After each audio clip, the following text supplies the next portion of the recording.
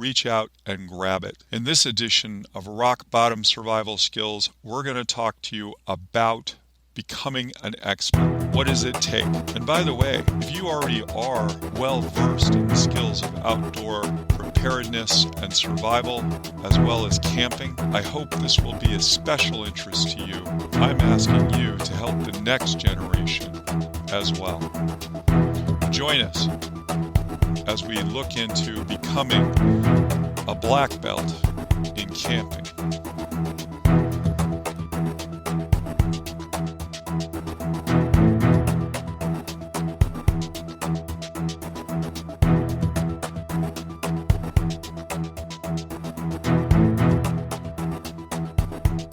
On this show, we help offer some answers to those questions and more because you've landed on Rockbottom Survival Skills, John Elden Gibbons and Teresa S. Landry. We invite you to follow Rockbottom Survival Skills on our web pages, social media links, book offerings, YouTube channels, podcast locations, and on-demand TV programs via Roku, smart TVs, and devices. For more information, check the links below. We ask and appreciate that you like, share, and subscribe to our content.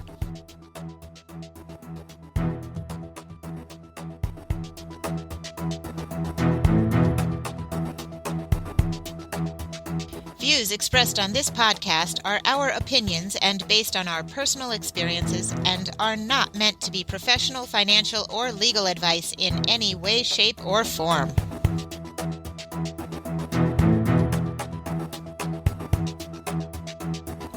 Welcome to Rockbottom Survival Skills. I'm John Elden Gibbons.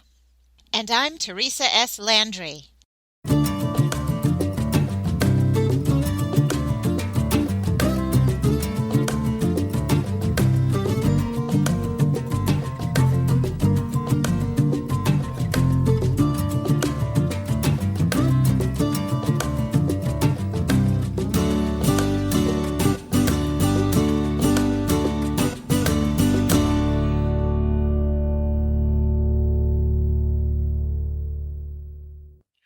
Well, let me start by saying welcome.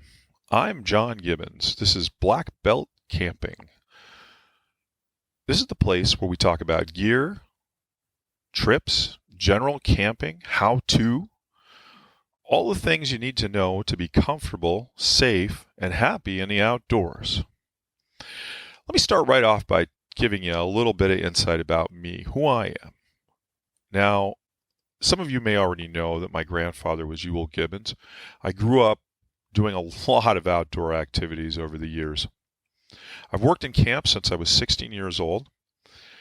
I later was able to get a BA in anthropology. Part of that is studying the outdoors, primitive people, and the way things are done from a group situation, how people operate in small groups as well. I was a partner in an outdoor school in northern New York where we taught Job Corps people leadership skills as well as wilderness survival and just basic camping. I'm a New York State licensed guide, and for a period of about 6 years, I worked for the state of New York with juvenile offenders. I spent on average 145 days, and many of those were nights as well, in the out of doors. I was taking people climbing, hiking, backpacking, canoeing. Some of these would be extended trips. In many cases, winter camping, as well as skiing, cross-country skiing, snowshoeing. Some of my certificates in the past have included such things as a lifeguard instructor, CPR first aid instructor. I was a past EMT, first responder, wilderness first responder, an instructor for those courses as well. I've logged well over 3,000 miles canoeing and camping, most of that in the Adirondacks in a 30-plus year period of time. And in that 30-plus years, I've led groups. I also have out 2 outdoor-oriented cookbooks, although some of those are more geared toward what we would consider a camp situation where you bring in a lot of fresh foods, not so much in the backpacking area, but we're moving into that area. I'm starting to look a little closer at doing some upcoming kind of written material for that. I will tell you too, I'm in the process of finishing up at this time several part DVD series on outdoor skills training, the kitchen, navigation, trace-free or low-impact camping, all of the things that we cover in my basic class. Now, you're not going to get hour after hour after hour of each of those things. What you will get, however, are highlights with some PowerPoints as well as some straight video, which will take you step by step and give you a way to remember anything that you've learned in the past, or maybe something new to you. Maybe you've never learned it. It can take somebody from a no-knowledge situation and bring them successively, okay, that's one step after another, up to an expert level. Now, that's not going to happen overnight, okay? It's going to require some skill level that you're going to have to practice, right? You're going to have to do further research. You're going to have to continue taking more training. Some of that we're going to offer, maybe from other people, perhaps working with other groups as well. Nothing wrong with that. And that's what we want to talk about today. We want to talk about the focus, the main point of how do you get to go from little or no knowledge all the way up to somebody who is really comfortable and competent in the outdoors. Now, what I want to talk about specifically are the steps that you need to take to get to that point. And by the way, if you already are somebody who's comfortable, how do you go from being experienced to pro?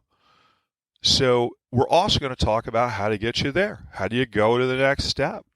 Doesn't necessarily mean you want to go out and make a living doing this, but you want to be acknowledged for the skill level that you have.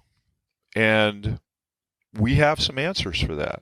We're going to tell you all about those in just a little bit.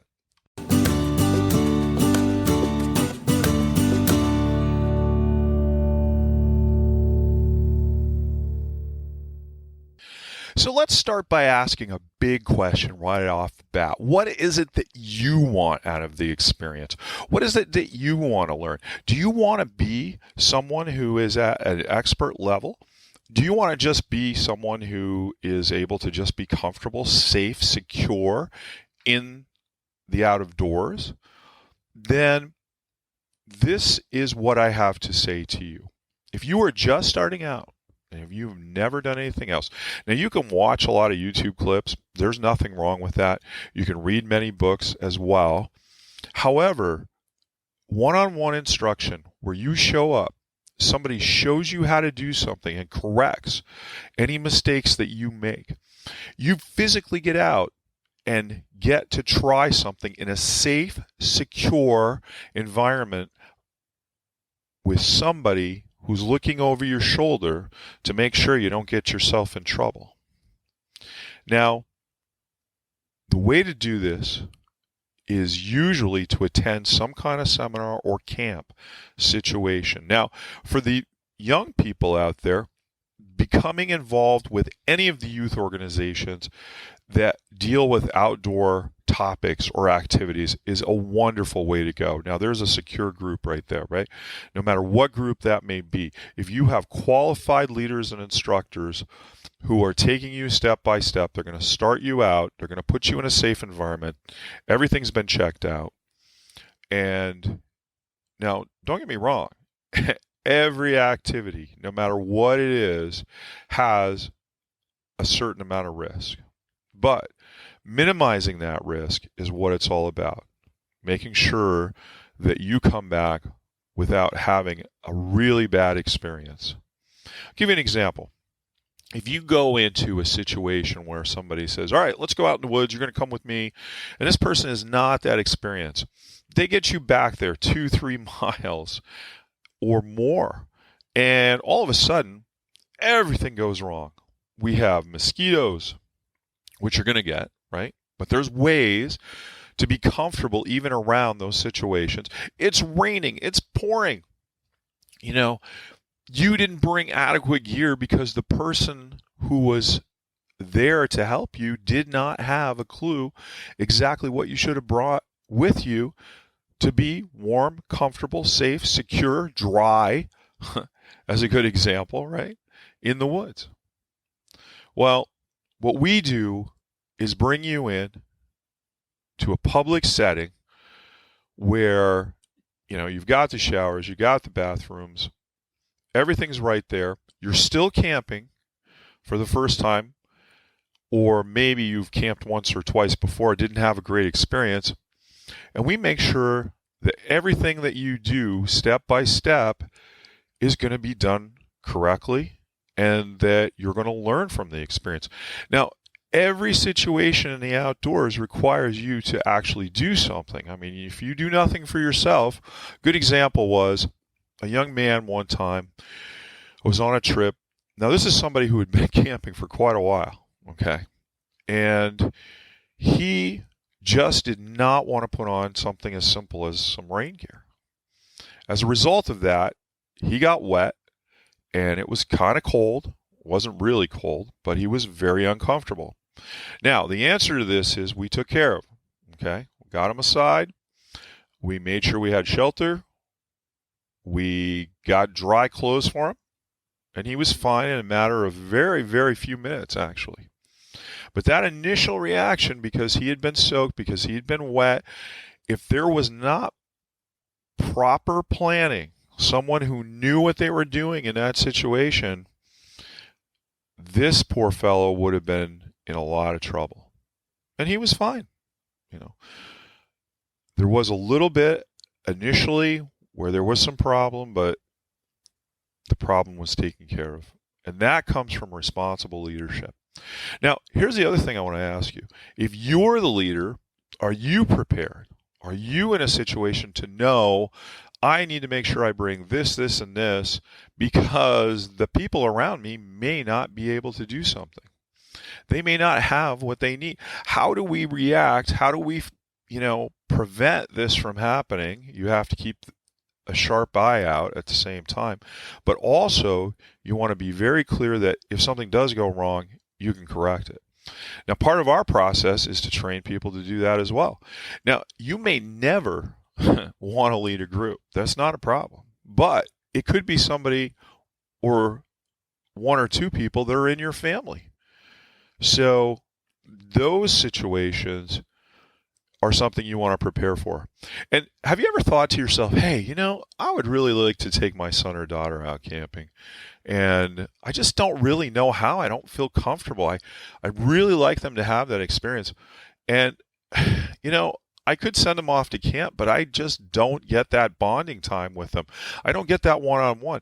And also, where is the chance for them to really see you in a new light that, hey, mom or dad is able to do this. This is pretty cool. So if you don't have that experience or training to start with, and you are able to get it, then that just brings you up to a higher elevation. And I think that's a positive thing, because you get to be the role model for your son or daughter. And this is a good reason why getting good qualified instruction is really important. I have seen so many changes in children, especially from the ages of 12, 13 years old and up, because they have spent time in the outdoors. Let's talk a little bit about training, both the training that you would give other people eventually and the training you yourself would receive. What we're looking for is the ways people learn. Everybody learns a little differently. Some people are visual people. Some people like to hear lectures, PowerPoint presentations. They're more audio or audio oriented. Some are experiential. They want to have hands-on. They need to physically do something. Other people learn from the written word. They're able to read something and they can apply it. They function better doing that. It doesn't matter what type of learning that you are most accustomed to and respond to the best. Because part of our process is to present this information in many different forms. So you'll get a chance at each of those. There'll be lectures, we'll have visual presentations, you'll see somebody do it, you will also have hands-on, there's going to be written materials. So it's all there, it's all part of the process. Good example in our basic class, and we try to carry that through on everything that we do. So let me give you a little example of how this might work. So initially you come in to a training situation. We're going to use one as an example of, say, something as simple, well, to me it seems simple, but to other people it may not, is building a campfire. Now, we're going to start with a lecture, and there will be some presentation given showing you how to do it, as well as some written material that will give you ins and outs on the best ways to do something, in this case, fire starting, as well as you will actually go out there and build the campfire. Now, you say something as simple as, well, I can build a campfire. Sure. But then we're going to up it a little bit. We're going to look at what are the different possibilities of things that go wrong in the process, and we're going to create those. Good example might be that, can you build a campfire with wet wood? Okay.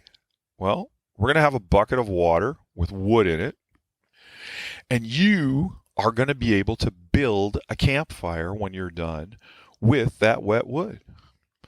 So let me emphasize that in this process, we are going to set you up for success. That means that if you struggle, if you have a problem, if you're not successful the first time, we're going to keep working at it until you get it and you are successful, because you will be. Okay? Throughout history, there have been people who have been able to make fires with wet wood. So if they can do it, you know what? You definitely can do it. And some of it is just training and understanding the process. There are actual techniques that you use to be able to do this. So the other issue is, okay, well, let's say you weren't. Let's say you were in a situation where you just were not able to get a fire built. Well, you know what? We have strategies for that, and we're going to show you those strategies. Because what is it that you need in that particular case? Well, you need some kind of warmth, perhaps, right? You need to have some kind of shelter. And, did you bring the correct clothes and gear? We're going to show you what gear and clothes to bring.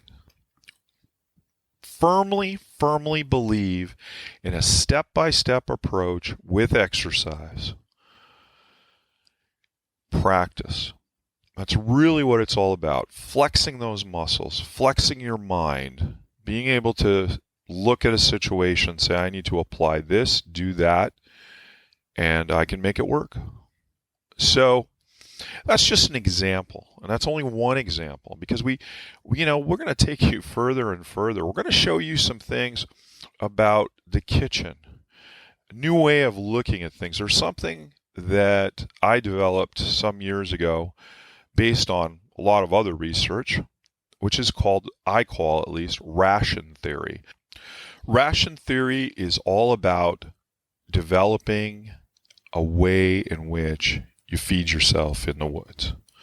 And anyway, you'll get into more of that when we get into the actual classes.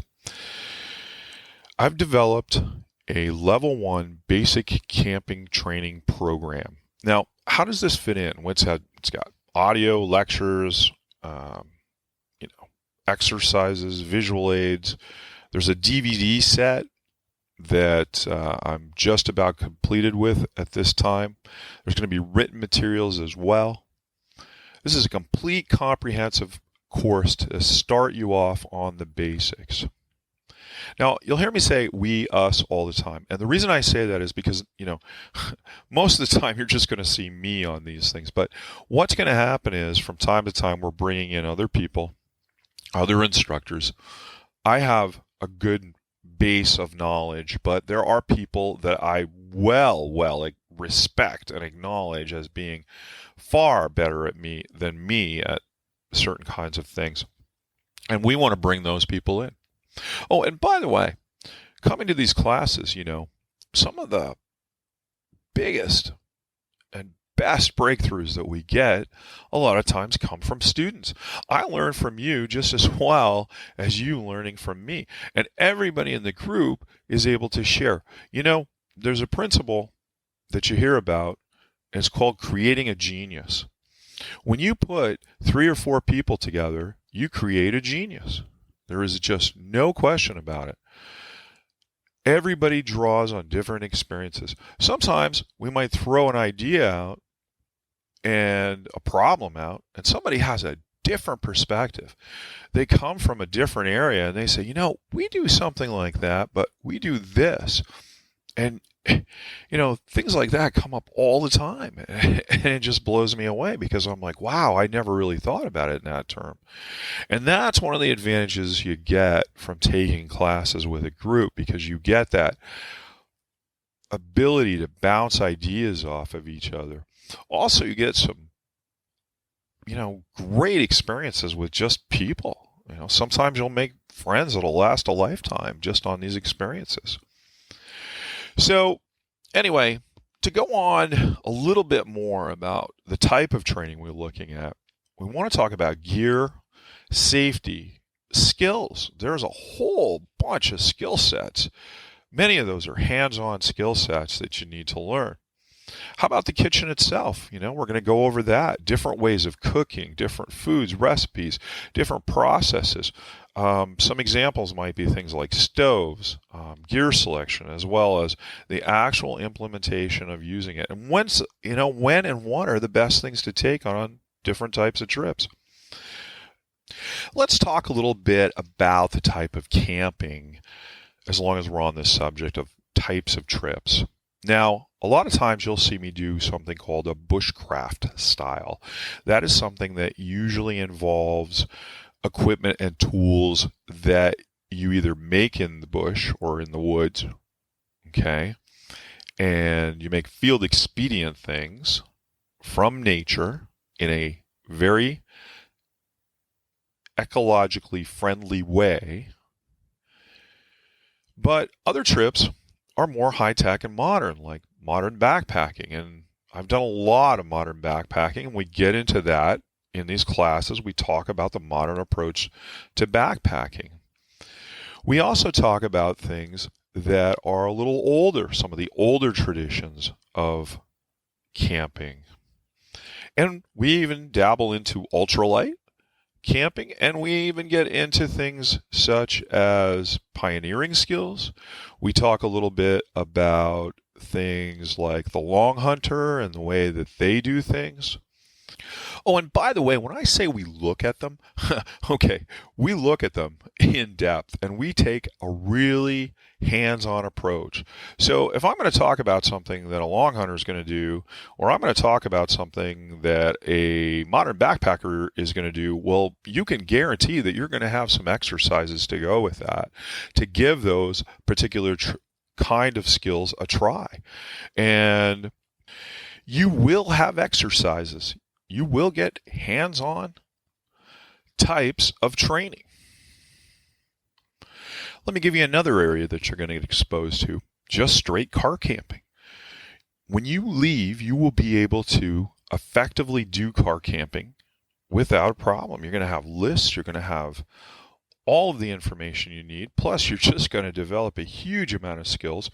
And the type of skills that you're going to get are even going to take you further than car camping. Because one of the things we want to look at is, well, what happens if something goes wrong? All right? The more skills that you have, the more effective you can be in the outdoors. If something goes wrong and you have to do something we call a field expedient situation, all right, where you actually have to make, create, or prevent something, you have to have a certain skill set. And that is what we strive for. So, navigation, that's another area. we look at. When you get done, we're going to spend an entire day just doing navigation. You're going to actually go from point A to point B. We have a really large number of exercises that you're going to do. And you're going to be busy, okay? You're going to come away from this with very little downtime. We're also going to show you things about purifying water. We're going to talk about safety. We're going to talk about hygiene. We're going to show you all of these. We're going to have exercises with all of these. We're going to have sheltering. We're going to do many exercises that are all designed to keep you comfortable in the woods as well as safe. And then we're also going to get into low impact camping or trace-free camping. This is a very important part of camping, making sure that we are ecologically friendly in the out of doors. Also, rules. What about the rules that go with camping in certain areas? Well, we're going to discuss how to find those, how to plan trips, how to make sure that you maximize your time, your effort, your energy, and find the right place to go camping or do whatever outdoor activity it is you want to do. We're also going to show you about tool selection, how to use them effectively. What is it that you need for campfire building? We're going to have you actually out there doing it. And, I want to talk to you a little bit about campfire building. I was told a long time ago that there was a fellow that wanted to create a whole generation of people who did not use campfires in the out of doors. Now, I don't tend to agree with that, but there is something to be said for that too. I want you to understand that the approach is not always, boy, we got to build a fire right away. There are times when it is not appropriate to build a fire. There are times when it's not necessary to build a fire. But there are other times when a fire is definitely in order. That's a campfire we're talking about. And there are ways to do that safely and effectively. And there are ways to do it where it's ecologically not a disaster. Okay? It's beyond that. It's actually at a situation where you can build a campfire and there should be no trace whatsoever. Okay, it should be trace-free. It should be low impact. And it is possible to do that. And we're going to show you how to do that. Okay? And we're also going to talk about fires. We're going to talk about what it is one of those areas with fire is a good place where we do use them a lot is in a permanent camp situation. And we're going to get into permanent camps. So if you want to develop a personal camp for whatever reason you have for it, could just be a vacation area, that's great, then we're going to talk about that. We're going to show you that. We're going to have exercises for figuring that out. And that's all part of the basic program. So what is the naturalist phase all about? And then you're going to do the studies that you want to do while you're out there. The naturalist also involves tracking. It also looks at animal habitats. It also looks at finding particular kinds of animals. So all of these skills are essential for somebody to go to the next level, which is really what we call the survival level. And it actually involves more primitive skills. It involves things like making all the things you need to be comfortable when you walk away. It does use some modern techniques as well, but you're going to learn a lot of those, quote, modern, get into the modern survival techniques. Well, the modern survival techniques are basically good camping skills, okay? I'm sorry, but there are many people that may argue with me about that. We're going to learn all of that in the basic camping skills. Your survival kits, your first aid kits, all that stuff's going to be there. How to use some of the gear that's in there, or actually all the gear that's in there. And then when you move on to the survival area, you're already going to have those skills, and this is advanced camping is what we're talking about, really. And now you're going to move into a primitive situation where you actually create the things because you don't have those with you. That is a true survival situation. That is a true survival type of course. So for right now, that's all the time we have today for this podcast, but join us for the next podcast and we're going to continue this conversation. I'm John Elden Gibbons with Teresa S. Landry. Thanks for tuning in. We are so grateful for you joining us today. And we have to say, thanks for your continued support. It's time to ask yourself, what am I waiting for? Because it's time to live deliberately. Your journey can start now. This has been a Gibbons Media production, all rights reserved, 2021 John Gibbons Media.